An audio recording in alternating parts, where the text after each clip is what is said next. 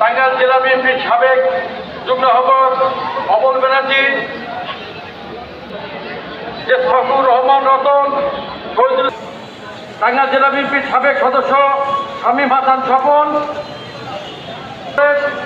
সেলিনা তালুকদার, যিনি সুদূর প্রসারী দেশের বাইরে থেকেও আমাদের এখানে এসে উপস্থিত হয়ে গড়ে ওঠা ছাত্র দলের সাবেক সভাপতি, টাঙ্গাইল শহর বিএনপির সাবেক সভাপতি, টাঙ্গাইল জেলা আহ্বায়ক কমিটির সিনিয়র যুগ্ম আহ্বায়ক, টাঙ্গাইল জেলা বিএনপির সংগ্রামী সভাপতি হাসানুজ্জামিন শামীম ভাইকে তার বক্তব্য রাখার অনুরোধ করছে। বিসমিল্লাহির রহমানির রহিম।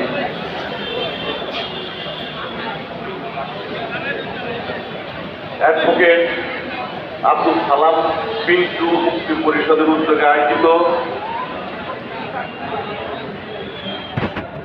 গণমানুষের নেতা, সাবেক মন্ত্রী, সাবেক সংসদ সদস্য, টাঙ্গাইল জেলা বিএনপির প্রতিষ্ঠাতা সাধারণ সম্পাদক, আমাদের অত্যন্ত শ্রদ্ধেয় নেতা অ্যাডভোকেট আব্দুল সালাম পিন্টুর মুক্তির দাবিতে আজকের এই জনসমাবেশের সম্মানিত সভাপতি বাবু শ্যামল ঘোষ, এখানে উপস্থিত সঞ্চালক হিসেবে উপস্থিত আছেন জেলা বিএনপির সাবেক সদস্য সচিব জননেতা মাহমুদুল হক সালু,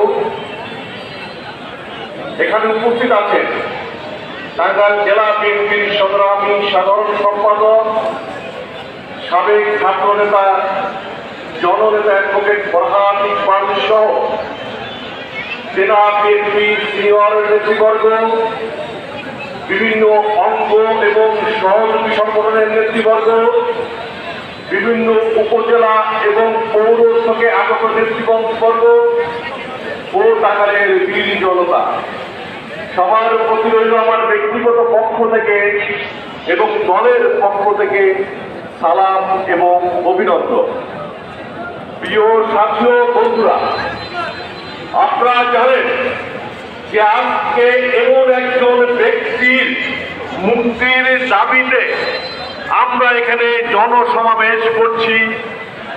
সে ব্যক্তিটি মাঠ পর্যায়ে থেকে শুরু করে তিলে তিলে আজকে তিনি এদেশের জাতীয় নেতা হিসাবে সৃষ্টি হয়েছে। এই আব্দুল সালাম পিন্টু কিন্তু একদিনে সৃষ্টি হয়নি।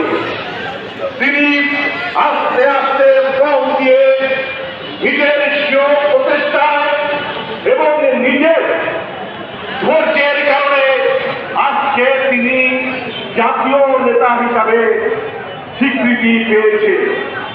অত্যন্ত দুঃখের বিষয়, অত্যন্ত পরিতাপের বিষয় যে সেই নেতাকে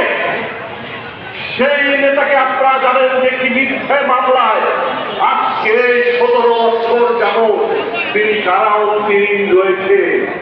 তিনি মৃত্যুর যন্ত্রণা কি তিনি সহ্য করছেন। প্রিয় সাথী বন্ধুরা, আপনারা জানেন 2004 সালে তদানীন্তন বিরোধী দলীয় নেত্রী শেখ হাসিনার জনসভায় একটি গ্রেনেড হামলা হয়। আমরা কিন্তু সেই গ্রেনেড হামলার নিন্দা জানিয়েছি এবং তাৎক্ষণিক আমাদের সরকার তখন ক্ষমতায় ছিল এবং মামলা করে কিন্তু আমরা সঠিক পথে সেই মামলা পরিচালিত হচ্ছিল। প্রিয় সাথী বন্ধুরা, আপনারা জানেন পরবর্তীতে আওয়ামী লীগ সরকার ক্ষমতায় আসার পর তিনি উত্তরপিণ্ডি ভূতর ঘরে চাপানোর জন্য তিনি একটি মিথ্যা মামলা দায়ের করে। সেই মিথ্যে মামলায় আব্দুল সালাম পিন্টু, লুৎফুজ্জামান বাবর সহ অনেক নেতাকর্মীর নামে মিথ্যা মামলা দায়ের করে তাদেরকে রাতারাতি সাজা দিয়ে কারাগারে অন্তরীণ রাখে। প্রিয় ছাত্র বন্ধুরা, আমি এই পরিসর থেকে বলতে চাই, আজকের এই সমাবেশ থেকে বলতে চাই, বর্তমানে যে সরকার ক্ষমতায় আছে তিনি অত্যন্ত নিরপেক্ষ এবং আপনারা জানেন গত 5ই আগস্ট একটি ছাত্র জনতার গণঅভ্যুত্থানের মাধ্যমে সেই স্বৈরাচারিণী ইতিহাসের দমন্ত প্রতাপশালী কুখ্যাত শেখ পতন হয়েছে আপনারা জানেন। সেই পতনে শুধু তার পতনই হয়নি, তার অবৈধ মন্ত্রী এমপি সহ অপচরে তাকে দেশ থেকে পালাতে হয়েছে আপনারা সকলে জানেন। তারপর আজকে সকলের মতামতের ভিত্তিতে বাংলাদেশে একটি স্থিতিশীল সরকার, অন্তর্বর্তীকালীন সরকার আছে। আমরা সেই অন্তর্বর্তীকালীন সরকারের কাছে আবেদন করব যে এই মামলা সম্পূর্ণ ভিত্তিহীন, বানোয়াট, শুধুমাত্র অন্যায়ভাবে অরাজনৈতিকভাবে আব্দুল সালাম টিটু সহ অজস্র নেতা কর্মীকে তারা মিথ্যা মামলা দায়ের করে তারা দিয়েছে। আমি পরিষদ থেকে আব্দুল সালাম টিটু সহ যাদের নামে মামলা দেওয়া হয়েছে সেই মামলা প্রত্যাহারের দাবি জানাচ্ছি। প্রিয় সাথী বন্ধুরা, আপনারা জানেন কিছুদিন পূর্বে শেখ হাসিনা সরকার ক্ষমতায় ছিল। আপনাদেরকে বলতে চাই 2014 সালে সেই শেখ হাসিনা সরকার কিভাবে নির্বাচন করে তিনি ক্ষমতায় বসেছিলেন। 2018 সালে অনুরূপ কায়দায় ভোটবিহীন নির্বাচনে তিনি ক্ষমতায় এসেছিলেন। তারপর তদুপরি 2024 সালে দামি নির্বাচন, যখন কোনো ভোটাররা ভোট কেন্দ্রে যায় না, যখন কোনো প্রার্থীরা তারা নির্বাচন করে না, নির্বাচনের প্রতি আগ্রহ নাই, সেই নির্বাচনে তার নিজের দলের লোক দিয়েই দামি নির্বাচন করে আবারও ক্ষমতায় তিনি আসীন ছিলেন। আমরা 16 বছর যাব এই স্বৈরাচারী শেখ হাসিনা সরকারের বিরুদ্ধে রাজপথে আমরা আন্দোলন করে আসছি। আমাদের নেতা জনাব তারেক রহমান তিনি ঘোষণা দিয়েছিলেন যে শহীদ প্রেসিডেন্ট জিয়াউর রহমানের একজন নেতাকর্মী জীবিত থাকা অবস্থায় আমরা রাজপথ থেকে ঘরে ফিরে যাব না। প্রিয় সাথী বন্ধুরা, আমরা কিন্তু এই স্বৈরাচারী শেখ হাসিনা সরকারের পতন না পাওয়া পর্যন্ত আমরা কিন্তু ঘরে ফিরে যাই। আমি এখনো সেই গোবর্ধ প্রতাপশালী দুঃশাস শেখ হাসিনার দোষরা কিন্তু এদেশেই আছে। তারা কিন্তু সময় অসময়ে আবারও বিভিন্ন পর্যায়ে তারা ষড়যন্ত্র আসছে। আর বর্তমান সময়ে যে সরকার ক্ষমতায় আছে তারা কিন্তু সেই সরকারের বিরুদ্ধে তারা ষড়যন্ত্র আসছে। শুধু তাই নয়, আপনারা জানেন বিএনপি একটি জনপ্রিয় দল, যে বাংলাদেশের মধ্যে সবচেয়ে জনপ্রিয় দল। তাদেরকে কিন্তু তারা এখনো প্রতিবেশী রাষ্ট্র ভারতে বসে তারা কিন্তু ষড়যন্ত্র আসছে। তা আমাদের প্রতিটি নেতা কর্মীকে সজাগ থাকতে হবে, সচেতন থাকতে হবে। কোন রকম ষড়যন্ত্র, কোন রকম অত্যাচার যেন আমাদের উপরে না করতে পারে, সেই প্রত্যাশা প্রতিটি নেতা কর্মীদেরকে রাখতে হবে এবং সজাগ থাকতে হবে। প্রিয় সাথী বন্ধুরা, আপনারা জানেন কিছুদিন পূর্বের পতিত সরকার শেখ হাসিনা এই 17 বছরে সারা বাংলাদেশে তিনি অবৈধভাবে ক্ষমতায় আসার পর থেকে তিনি সারা বাংলাদেশে, আপনারা জানেন, হাজার হাজার নেতা কর্মীকে, বিএনপি নেতা কর্মীকে তারা হত্যা করেছে, গুম করেছে, নির্যাতন করেছে, তারা আহত করেছে, সেটা পরে সকলেই জানে।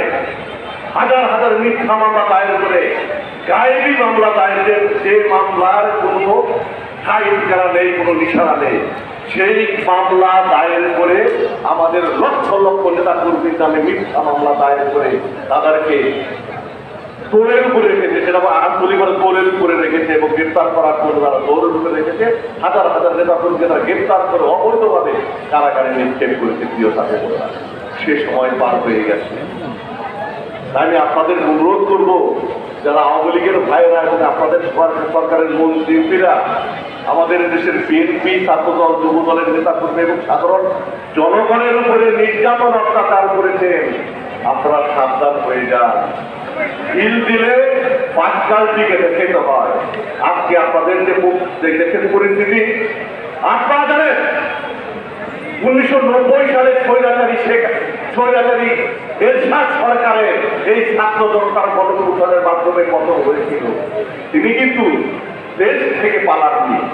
আপনারা সকলে জানেন যে তিনি কিন্তু দেশ থেকে পালাননি, তিনি জেল ছেড়েছে, পরবর্তীতে আবার রাজনীতিতে ফিরে এসেছে। কিন্তু স্বৈরাচারী শেখ হাসিনা সরকার সারা বাংলাদেশে এমন অপকর্ম করেছে যে তিনি আর দেশে থাকতে পারেনি। তার অবৈধ সরকারের অবৈধ মন্ত্রী এমপি তাদেরকে অবজরে দেশ থেকে পালিয়ে বাঁচতে হয়েছে। আর আপনারা যারা আছেন তারা সাবধান হবে, আছে তারা সাবধান হবেন। আপনার